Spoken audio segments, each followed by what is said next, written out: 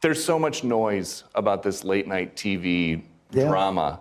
Now we know there's various reports. Disney's CEO, Bob Iger, reviewed Jimmy Kimmel's monologue, and he thought that it was over the line. He's the one who benched him.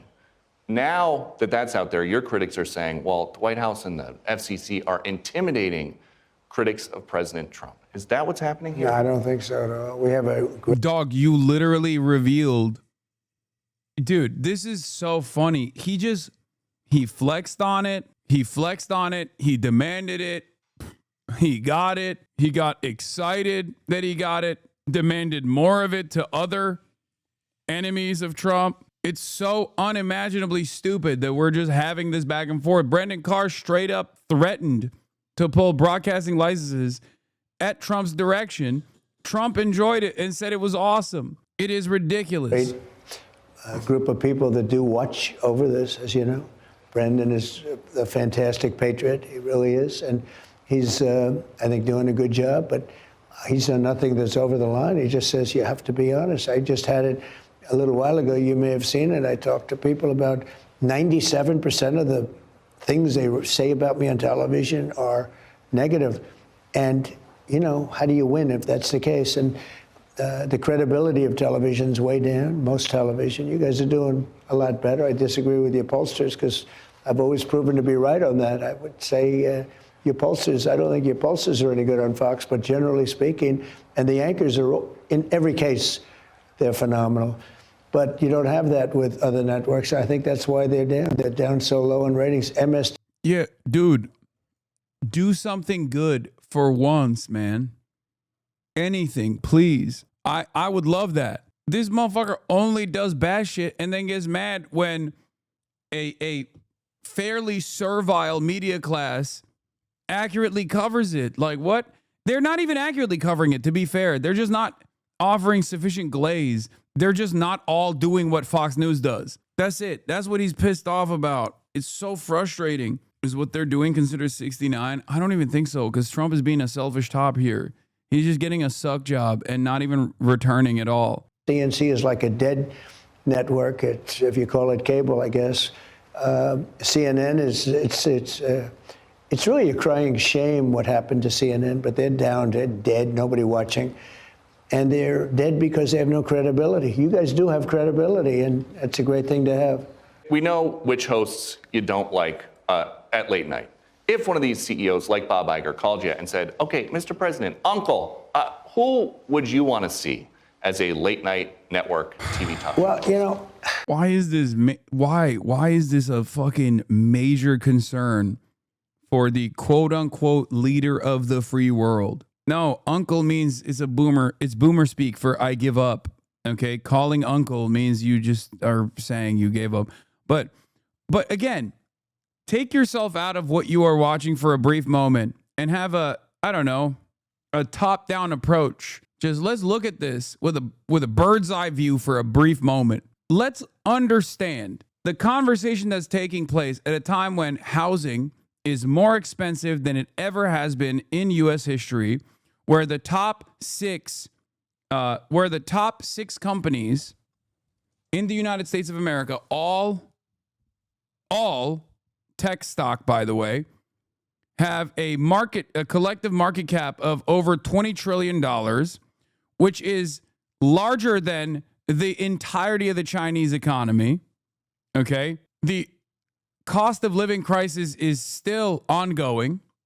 And the only fucking thing that these guys have seemingly addressed is like minor culture war issues that are not pertinent to any of those problems, that don't actually solve anybody's issues in terms of affordability, whether it be incredibly important things like shelter or college education or even groceries. I'm sorry, but having a back and forth about who your favorite late night TV show host would look like is so insane to me. Electricity bills are out of control as a direct consequence of this administration's policies with data centers that are propping up left and right all over. And all of that is just leading to this like explosion of dog shit AI. Donald Trump is taking unprecedented steps in eroding the First Amendment, unlimited funds to Israel.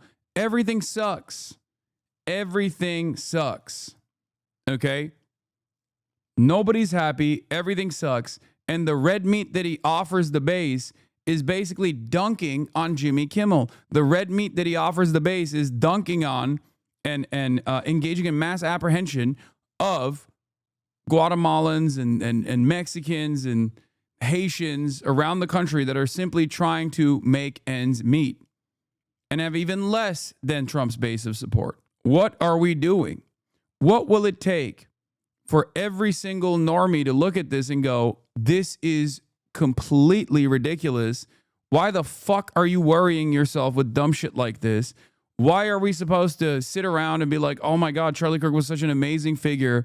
I can't believe how violent the left is. Like, this is a moment for people to wake up and realize that their neighbors, regardless of their political ideology, are not their enemies, okay? On the one hand, this dipshit in charge keeps repeatedly saying, oh, it's the country is so divisive because the left is so divisive. Meanwhile, that reflection is a way to beef up the tensions. That statement in and of itself is divisive.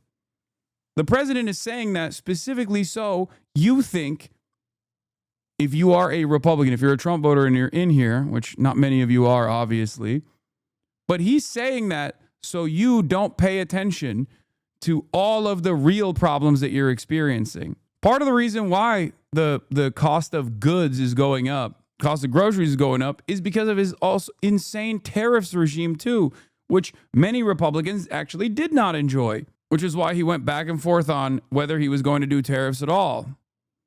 Not that it matters, because even that volatility caused a lot of issues. So yeah, I guess if you're in the top 10% of wealth right now that own 90% of the entirety of the stock market, as the stock market is like propped up by the confidence that it always has to be a bull market, therefore your net worth will grow. If you're a part of that group, an increasingly smaller number of people in this country, then things are looking relatively fine. But even though there is still a lot of political instability, and you recognize it, and that probably frustrates you, right?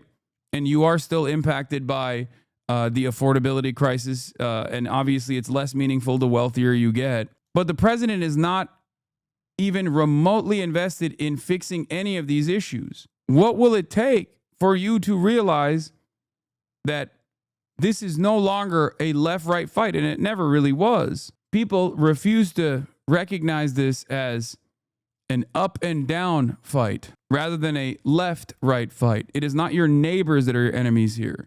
It is not the random Guatemalan migrant that's just like working for pennies on the dollar that is the reason why you are experiencing unprecedented affordability issues. That's still left-right? No, it's not.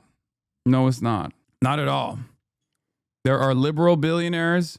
There are Republican billionaires. There are conservative billionaires. Capital owners come from every different background, color, and creed. They exhibit class solidarity first and foremost. Easily understood by the layman, what I'm talking about is profit over people. Okay? If you put profits over the interests of the citizens, then you are of the capital owner class, or you are at least a loyal soldier for the capital owner class. Now, this doesn't mean that there aren't people out there who get way too invested in the partisan narratives, or way too invested in the narratives that undocumented migrants are responsible for all of this violence in this country, or the affordability crisis in this country. There certainly are. People do eat it. People do believe it. But it is upon all of us to try to pull them back to reality to the best of our ability. I'd love to tell you that, to be honest, but all I do is I make enemies. They'll say, why didn't you pick me? There are people that have great talent that aren't being utilized right. And I'm pretty good at that. I think I'm good at talent. And you have people that are really very good. Now, if I name 5, and I could do that quickly, but I'm going to have 6 or 7 that are going to be really angry that I didn't name them. And so it would be a really dumb question to, if I answered that question, I can only get myself in trouble. I will say this. You have some people that are terrific on Fox and elsewhere that really would do well. When I look at Jimmy Kimmel, he had no talent. He had no talent. He was a crazy, I don't know if you remember, I did a Truth before he gave out the Best Picture Award in the Academy Awards. He hosted it. He did a terrible job. I said, what a terrible job he did. He's the worst host in Academy history. And this was during the show, and he saw it. And just before the climax of the whole show, like Best Picture or Best Actor, whatever it was, he read my Truth, saying about how bad he was. And then, I dispute this. It was the craziest thing I've ever seen. His wife was begging him not to do it. His agent was begging him not to do it. There's something wrong with the guy. When I look at Fallon, he's the most insecure-looking person I've ever seen on television. And the other one, Colbert, who just got... Bro, getting mad at Jimmy Fallon is so crazy, from the right especially. Like, he is exactly what you want. Like, what do you want then? You just want Greg Buttfeld, I guess. It's like, Jimmy Fallon is basically the most apolitical vessel you could have as a late night talk show host. And the rest of these guys are also not exactly card carrying anti-fascist, radical Trantifa members either. Okay. But like, Jimmy Fallon is basically the most milquetoast out of all of them. Every single one of them are vanilla from Jimmy Kimmel onward.